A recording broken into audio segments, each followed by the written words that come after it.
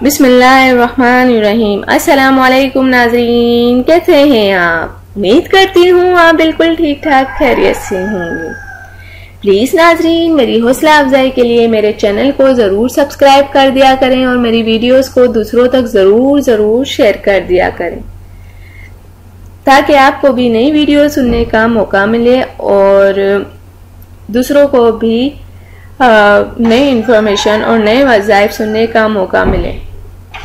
تو ناظرین، سب سے پہلے میں آپ کو وظائف کے بارے میں بتاتی چلوں۔ آج جو میں وظیفہ بتانے جا رہی ہوں، ہر پریشانی، ہر مشکل دور کرنے کا وظیفہ ہے، چاہے وہ پریشانی کیسی ہی پریشانی کیوں نہ ہو، چاہے وہ رشتے کی بندش ہو، چاہے وہ اولاد کی طرف سے کوئی پریشانی ہو، چاہے وہ آپ کے رزق کی طرف سے کوئی تنگی ہو، ہر طرح کی تنگی اور پریشانی کے لیے آپ یہ وظیفہ کریں۔ اللہ تعالیٰ نے چاہا تو آپ کی ہر پریشانی دور ہو جائے گی۔ وظیفہ کرنے کا طریقہ یہ ہے کہ آپ یہ وظیفہ کسی بھی وقت کر سکتے ہیں۔ آپ جو ہے یہ وظیفہ فجر کی نماز کے بعد بھی کر سکتے ہیں، ظہر کی نماز کے بعد بھی کر سکتے ہیں۔ اگر کوئی ان تمام اوقات میں آپ 5 وقت کی نماز کے بعد کرنا چاہے تو بھی کر سکتا ہے۔ یہ اوقات جو میں نے آپ کو بتایا، تہجد کے وقت بھی کر سکتے ہیں، فجر کی نماز کے بعد بھی، عصر، ظہر، عصر، مغرب، عشاء، 5 وقت میں سے آپ کسی کے نماز کے بعد کرنا چاہیں تو آپ کر سکتے ہیں، اس کی کوئی قید نہیں ہے۔ اس کا کرنے کا طریقہ یہ ہے کہ آپ جو ہیں یہ آیت 111 مرتبہ پڑھیں۔ فَسَبِّحْ بِاسْمِ رَبِّكَ الْعَظِيمِ، ترجمہ ہے پس تو اپنے عظیم الشان پروردگار کی تسبیح کر۔ سورہ واقعہ لاسٹ آیت 96 ہے، یہ سورہ واقعہ کی آخری آیات ہے 96۔ اس کو آپ پڑھیں، اس کے بعد آپ جو حاجت ہو اس کے واسطے اللہ سے دعا کریں، اور اس کے بعد جو ہے آپ یہ آیت 3 مرتبہ پڑھیں۔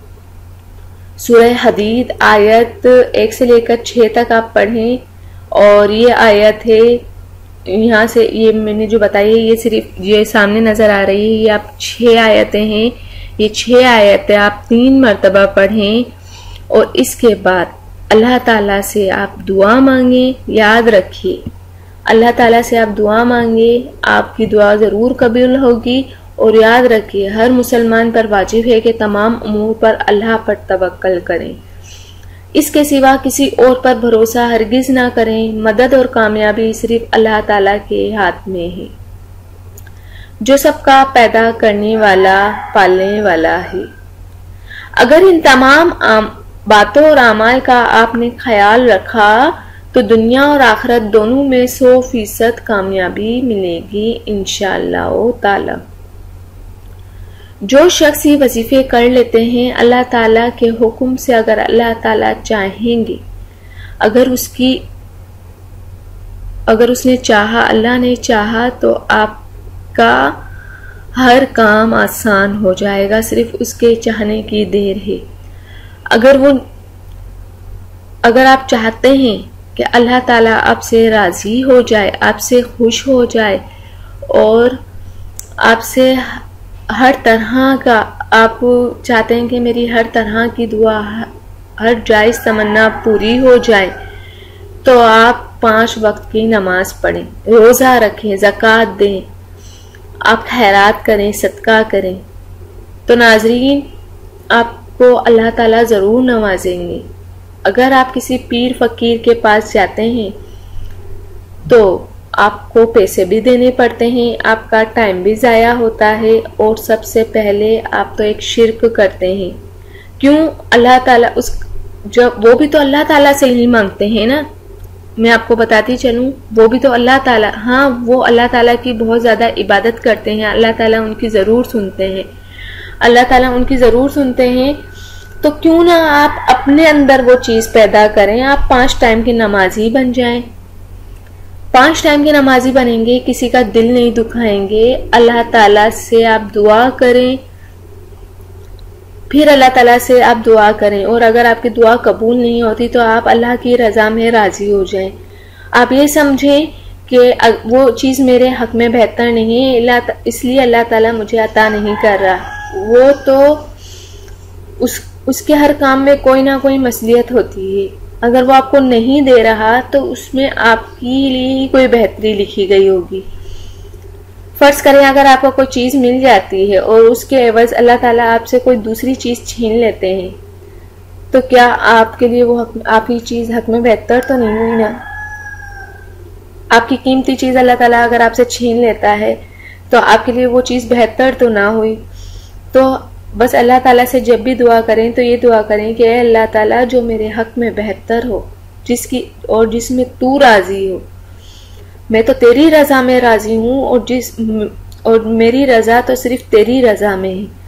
تو اللہ تعالیٰ آپ یقین کریں وہ آپ کی رضا میں راضی ہو جائے گا. کیونکہ وہ جب کہتا ہے کہ بندہ میری رضا میں راضی ہو جاتا ہے تو میں بھی اپنے بندے کو خوش کیوں نہ کروں. تو آپ دن رات اللہ تعالیٰ سے استغفار کیا کریں, اپنے گناہوں کی معافی مانگیں, کیونکہ ہر انسان گناہ گار ہے.